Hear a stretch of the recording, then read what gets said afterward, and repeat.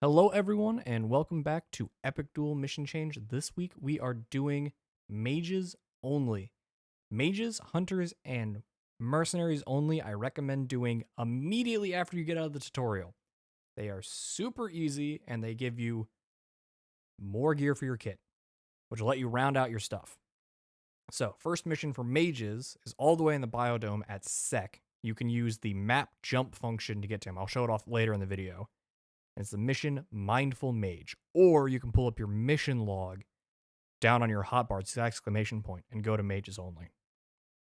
I recommend these. They're very easy.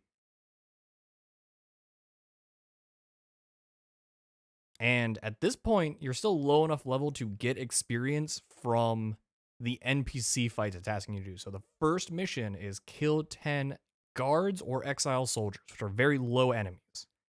Once you get more than 5 levels above them, they stop giving experience.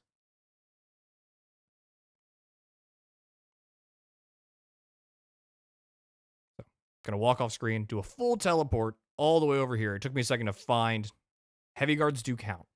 I went through a few guards. I couldn't fight exile soldiers because this character is an exile, which is weird. But it took me a few seconds to travel around, find different heavy guards and guards that were within that 5-level range to get my fight with. So, just showing off that the heavy guards do count as guards for this mission.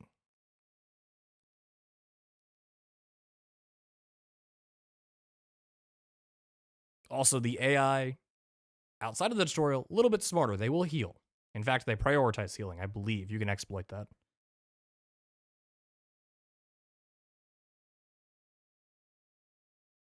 Oh, also, you'll notice on my hotbar, I have the skull icon. During those 10 fights, I got enough to buy my first passive core. It is fully recommended to have a complete kit of passive and active cores, basically as early as possible without neglecting leveling up your gear and armor stats first.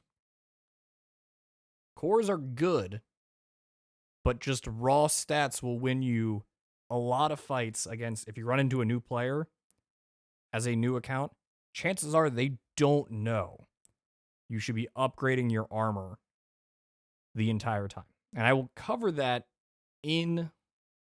I've already covered that in the choosing sides video. Here's a super important one. When you level up, you get money. I'm glad I left this in. So every time you level up, open up your mailbox. Gives you money. This was one of my, after I left the game, as just a forums user, they changed the experience scale so you level up to 40 faster. Hold up, put a pin in that. Next mission is Boom. You have to buy 3 kegs of gunpowder. You get 500 credits, but you have to spend some credits to get those 500 credits. So it's not a flat, you get 500 credits. I think I was just exploring up there. So you go into here, you go into shop, gunpowder keg is 100. So you only get 200 credits from this mission. It's actually a fairly low payout, and it should be, yeah, you need 3 of them. It should be raised to like 800 credits to compensate for that. But what was I saying? Oh, yeah. If you're facing a new player and you have leveled up your gear appropriately, you have what can amount to a several level advantage over them just in raw stats. And then the next deciding factor is, do you have cores that give you bonus stats? So you gotta make sure you are stacking your kit appropriately. Next step, you jump to Talia. That is the jump to NPC button I was talking about in the first vision. This is a challenge mission, which unfortunately is a hard wall because the player count is not there to support it. I wish Night Wraith would change that. So had to put in some work to get 3 challenge kills. 500 credits.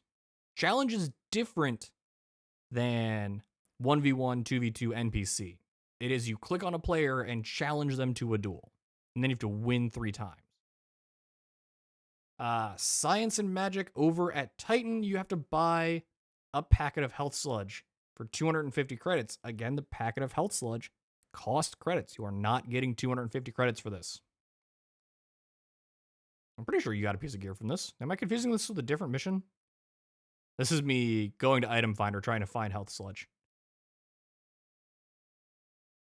And then remembering, without having to look it up, it's in the biological preserve.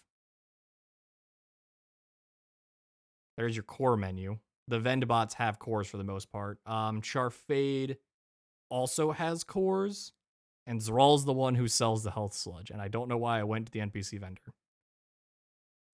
We put so many quest items on Zral, by the way. Every one of those items is a quest item. Some of them I think are used more than once. Spend 100 credits for the Health Sludge, get 250 credits, net gain 150 credits. Nothing really exciting there.